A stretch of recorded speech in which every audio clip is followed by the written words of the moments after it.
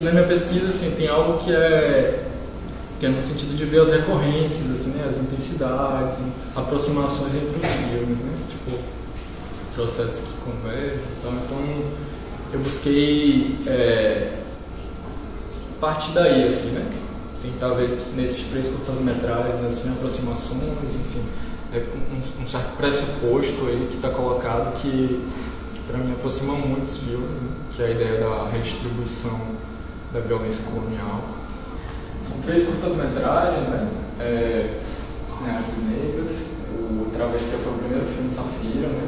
O Cabelo, eu não sei. Acho que eu Foi.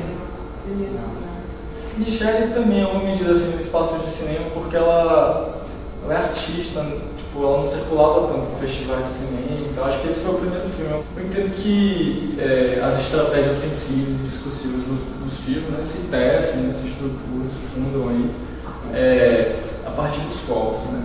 E nele se descreve o processo tanto de apagamento quanto de aparição, né, de sobredeterminação, né, que é algo que, enfim, o Carlos já apontou um pouco, mas essa ideia do olhar do branco sobre o negro, né?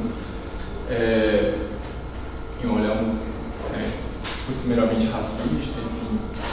E processo de autodeterminação também, né? Esse gesto contestatório de afirmação, né? De proposição também. Então, em outras palavras, o que os filmes nos dão a ver, né? É um deslocamento que vai do reconhecimento da opressão colonial à emancipação, né? Da sujeição à desobediência. O Cabelo é bem expressivo disso, assim, né? Porque o Cabelo fala bem desse momento de... Ele ilustra mesmo, né? Acho que é uma outra imagem. Essa imagem. O filme começa com acho que 4 momentos assim, que ilustram essa sobredeterminação, né? Esse olhar do branco sobre o negro, e, tipo, os processos violentos, e vai da transição, do processo de encrespamento e tal, até um certo rito, né? Então tem um lugar de comunicar o deslocamento por inteiro, assim. Bom, a redistribuição, né? A ideia de redistribuição durante o meu projeto, assim, de escrita do projeto e tal, um dos pressupostos que eu tinha intenção de trabalhar é a partir da obra de Jota Mombassa, né? Que é uma performer maravilhosa, assim, ela muito próxima de Michelle também, e que ela coloca a ideia de que a gente já vive, né, numa condição que a gente não, né? Tipo, a ideia de que ela, né, os grupos sociais oprimidos, históricos, tipo, vivem em constante opressão. Então não é possível afirmar um consenso, né? Não é possível conciliar. Chega um momento em que não dá mais. Então não se trata de encontrar um consenso, de ajustar o mundo e conformar a diferença colonial num arranjo passivo. Segundo a performance, a condição colonial não suporta a conciliação, já que ela é sempre desigual, se funda na violência do colonizador contra agentes colonizados e se sustenta no estabelecimento e manutenção de uma hierarquia fundamental perante a qual o colonizado pode apenas existir aquém do colonizador, né? Então eu acho que é desse pressuposto que partem os filmes, né? Porque eles reescrevem os corpos negros em ações de cura e de combate à ferida colonial. No Cabelo e no Travessia, mais propriamente, a gente vê esse aspecto da cura, né? Que é uma instância coletiva, de como esses corpos carregam uma certa altivez. O filme de Michelle é algo mais contestatório, né? Mais combativo, o gesto, né? Que ela empenha e tal, dá a ver mais esse aspecto de combate. Assim. Enfim, não que o Cabelo e o Travessia também não sejam, né, combativos, mas em outro grau, em outra gradação. Bell Hooks, né? Ela já apontou assim, uma outra autora também, em que ela fala dessa importância, né, de construir um imaginário, de transformar o imaginário, né, um imaginário mais justo. Então é preciso também abrir espaço para obras transgressoras, né, obras que desafiem, obras que que não sejam conciliadoras, né? E aí, como eu contei no início, né, a ideia de certas recorrências, assim, né, que me parece que nos 3 filmes há uma espécie de sobredeterminações, né, maneiras de demonstrar e autodeterminações, né. Essa ideia de sobredeterminações, né, eu identifico no filme de Michelle, né, Os Perguntando Vermelho de Ouro. Ela expõe isso, né, através de uma máscara de objetos perfurantes que ela mesma confecciona, né, com agulhas. E ela traz isso como uma forma de ilustrar essa técnica primitiva, né. Então, no filme No Cabelo, eu já observo que a ideia que está presente que é da violência estética, né, o alisamento capilar, essa conformação ao padrão branco. E o filme de Safira é a ideia da apagação da memória, né? A não nomeação, essa relevância à pessoa, Tarcisinho e Sorocaba. Então, enfim, aqui esses 3 processos, né, estão marcados pela sua determinação. E aqui, já no gesto em resposta, né, a ideia do gesto emancipatório, das autodeterminações. No filme de Michelle, né, a expurgação da ferida, a retirada da máscara dos objetos perfurantes, a estátua de zumbi, né, na Presidente Vargas, no Rio, onde ela performa aí, né, onde ela tira essa máscara. No cabelo, essa desmontagem do padrão branco, né, principalmente no cabelo, a conexão com a viagem. Eu pedi alguém para preparar essa apresentação, porque eu estou com um braço muito complicado, enfim. Mas eu queria trazer as imagens.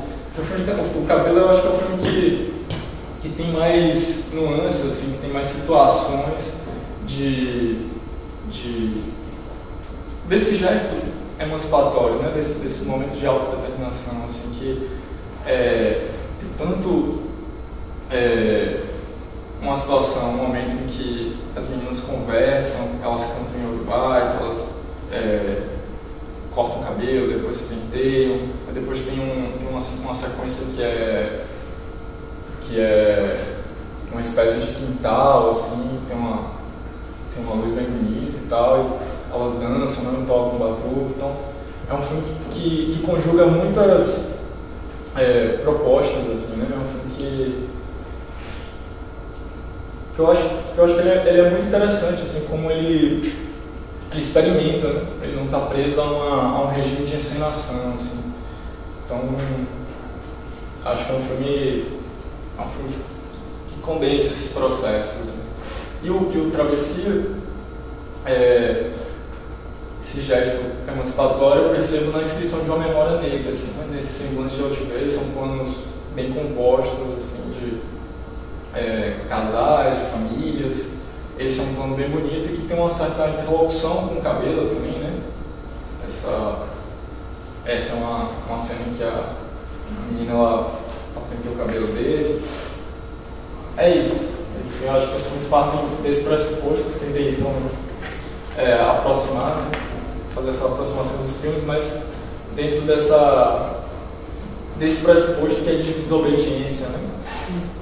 A violência colonial.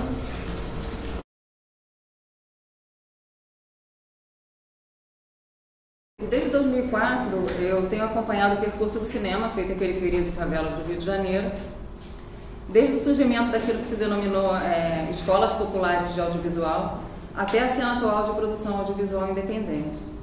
E tenho enfatizado sempre assim, os aspectos estéticos, políticos, formativos, que marcaram a entrada e afirmação dessas novas produções e autores no campo do cinema. destacando sempre os desdobramentos no terreno da representação. É um campo de pesquisa que demanda sempre a gente estar pensando a diferença, a desigualdade e as hierarquias. Mas a questão que se botava sempre presente era como pensar a diferença, a desigualdade e as hierarquias desse campo, do cinema independente nas periferias, sem a imposição de uma camada adicional de violência da minha parte, né? Que seria o quê? Seria a crítica, seria o juízo e seria a interpretação e a representação. Tanto os textos quanto os trabalhos artísticos de Denise Ferreira da Silva são uma expressão e uma convocação para sua ênfase em não somente analisar a condição presente, mas agir sobre ela. E eu, ativada pelas leituras e encontros com o trabalho dela e com ela, comecei a tentar desdobrá-las em meu próprio trabalho, nas aulas, na pesquisa, na escrita e na vida. Basicamente, o ponto aqui é o problema que a Denise coloca, que até mesmo as abordagens pós-coloniais não têm sido totalmente capazes de se libertar da gramática moderna.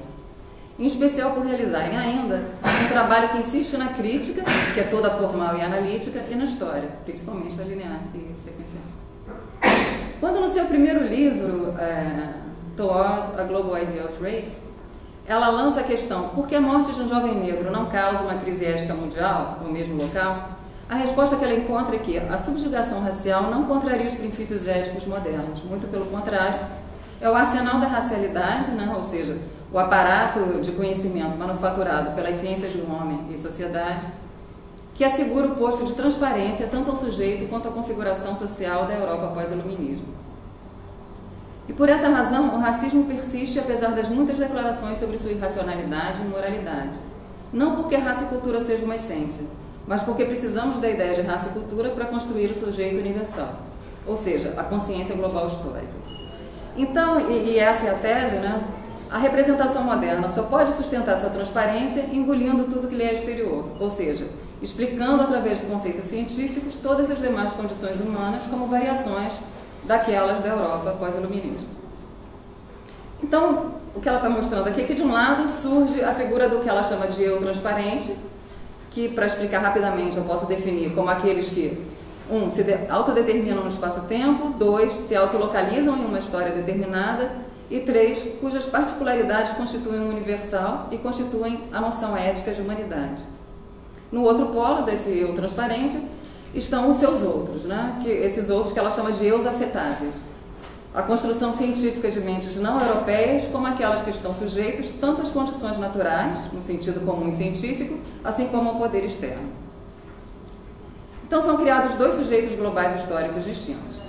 E é o global como contexto ontoepistemológico, ou seja, a noção de racial produzida pelos projetos científicos do século XIX, o que sustenta a versão pós-iluminismo do sujeito como autodeterminado. Na proposta poética, que é o que ela apresenta e defende, que ela elabora, e composicional, ou seja, não crítica e não histórica, que ela defende, o global não entra como horizonte ôntico e ontológico do pensamento, mas como componentes de um cosmos, entendendo os eventos tanto como expressão quanto como que expressam, por o que quer que exista e em qualquer espaço-tempo. Isso aparece muito bem num texto dela chamado Fractal Thinking, que eu acho que não tem tradução ainda para o português. Bom, então, resumindo muito, o que ela percebe é: primeiro problema, a diferença racial e cultural produz uma separação ética intransponível. E se ficarmos nas ferramentas críticas disponíveis, que são ainda as modernas, não temos como realizar uma intervenção que reduza essa separação. Segundo problema, o quadro crítico contemporâneo, seja liberal, materialista histórico, pós-estruturalista, pós-moderno, pós-colonial, usa ainda os mesmos pilares modernos que sustentam a colonialidade, quais sejam, basicamente, a separabilidade, a determinabilidade e a sequencialidade. Na nossa prática de trabalho como pesquisadores, na nossa prática de análise, de pesquisa e de escrita, isso que ela fala se desdobra em: número 1, quando a gente desloca o registro vivido para o formal; número 2, quando a gente fecha a nível do conceito; e número 3, na ideia de conhecimento como determinação formal e material do agente. Então essa foi a primeira parte aí mais conceitual da Denise, da questão que ela coloca. A segunda parte é o que ela propõe. Então, em inúmeros textos acadêmicos, ela opera através de imagens para ir além da crítica. No texto que tem o título de A Dívida Impagável, Denise exercita uma leitura não histórica e contra a flecha do tempo, a partir do romance Kindred, Laços de Sangue, de Octavia Butler. No artigo chamado Hacking the Subject, Black Feminism and Refusal Beyond the Limits of Critique, ela hackeia, ou seja, decompõe, pervertendo e desorganizando formas, ao realizar o que ela chama de uma má leitura, um misreading, proposital do texto de Naomi Chandler, ao mesmo tempo que realiza o que chama de um experimento de nonsense. O que ela faz nesse texto é realizar uma tradução e uma transposição a partir de símbolos da matemática e da biologia dentro de algoritmos. Mas ela utiliza isso tudo para montar uma performance. É um texto que monta uma performance a partir de um algoritmo com símbolos matemáticos e da biologia. Ela monta uma performance com esses símbolos em suas peças, né, nas páginas do texto, explodindo a forma arquetípica do sujeito através da prática de recusa, que é o feminismo negro, que, aí isso ela vai pegar na Hortense Spiller, né, ao habitar o não e o nada, né, o que a Hortense chama de flash, né, que eu traduziria por carne, ela hackeia o patriarcado e o colonial nessa figura feminina do X, mas que seria a figura da mulher negra escrava. Seus textos não seguem o caminho usual da crítica, mas, ao contrário, realizam uma poética, uma leitura, que é, ao mesmo tempo, como toda leitura, um imagiar, no sentido do Walter Benjamin, né, da imagem dialética, uma composição como ato criativo e uma decomposição como na química e na alquimia. Nessa sua poética, e é o que eu estou tentando mostrar bem rapidamente aqui, o material, né, que ela chama, o que tem de material, é a materialidade como matéria-prima na alquimia, né, raw, crua, como o próprio flash, né, a carne da Hortense Spiller, que a Hortense Spiller fala no livro dela. Matéria no nível quântico, que entra na composição de tudo que já existe, sempre como material e energia. Isso implica que se abandone o tempo, ou ao menos descentralize, como concebido como flecha, como pensamento sequencial. Nas composições, simetrias e correspondências, no lugar de flecha, temos uma figura fractal, que identifica padrões repetitivos em escalas diferentes. Isso fica muito evidente no texto dela, que em português se chama O Evento Racial ou Aquilo que Acontece Sem Tempo. Esse texto, quem quiser buscar, está no catálogo da exposição Histórias Afro-Atlânticas, que foi publicado pelo MASP. No lugar da análise ou interpretação, entram simples composições. Enquanto a leitura crítica, que nós habitualmente fazemos, né, é formal e analítica, a poética que ela propõe é material e decomposicional. Em oposição ao didático e diretivo, ela propõe o poético e sugestivo, visões e imagens, o que leva a gente também a poder buscar alguma referência em Jung também, né, na imaginação ativa, né, na ideia de criatividade. São símbolos que amplificam, deixando o sentido final livre e sem limites.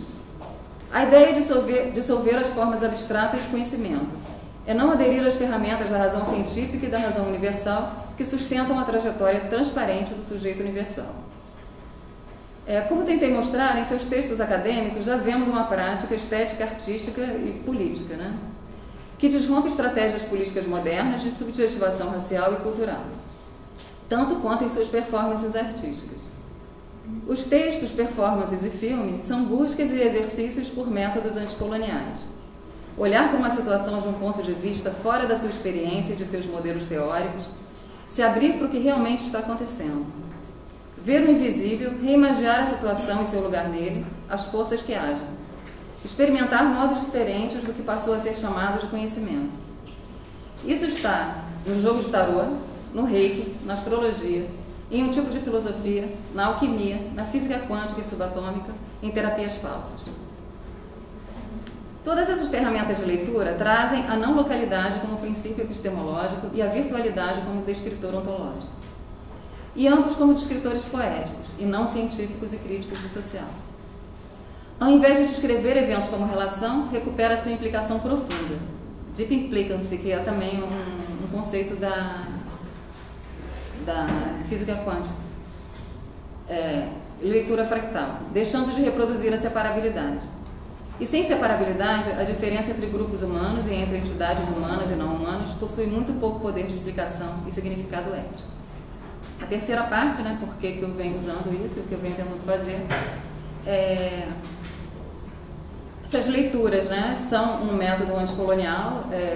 Primeiro, elas colocam, eu as vejo também como esse espaço de recusa, né, a recusa dessa objetividade, a recusa de em representar no espaço-tempo. As leituras são um método anticolonial porque elas fazem esse imagiar, elas quebram com a matéria e a energia da violência colonial, que é a crítica, que está na crítica, na história, e o fazem, isso aí é um ponto também chave, né? A leitura é uma coisa, é uma prática que se faz sempre coletivamente. Esses são os pontos que fizeram sentido para que eu achasse válido experimentar as leituras na minha pesquisa com quem faz cinema nas periferias. E por que cineastas mulheres? Né? Porque essas ferramentas e práticas são majoritariamente usadas por mulheres, sempre foram. São ferramentas e práticas de cura e nada faz mais sentido do que cuidarmos de nós mesmos e das outras. E que questões jogamos, né, para serem lidas? Questões políticas, sendo que entendendo política como as formas de organizarmos a nossa vida em comum. E sendo assim, curar é político. Diz respeito ao modo como vivemos, como estamos atentos ao modo como nos atravessamos, como experimentamos nossas existências emaranhadas, e é a atenção e a abertura para esse emaranhado, né, que nós chamamos de entanglement, que marca esse meu momento e que eu precisei trazer aqui hoje para dividir com vocês desse nosso grupo de trabalho.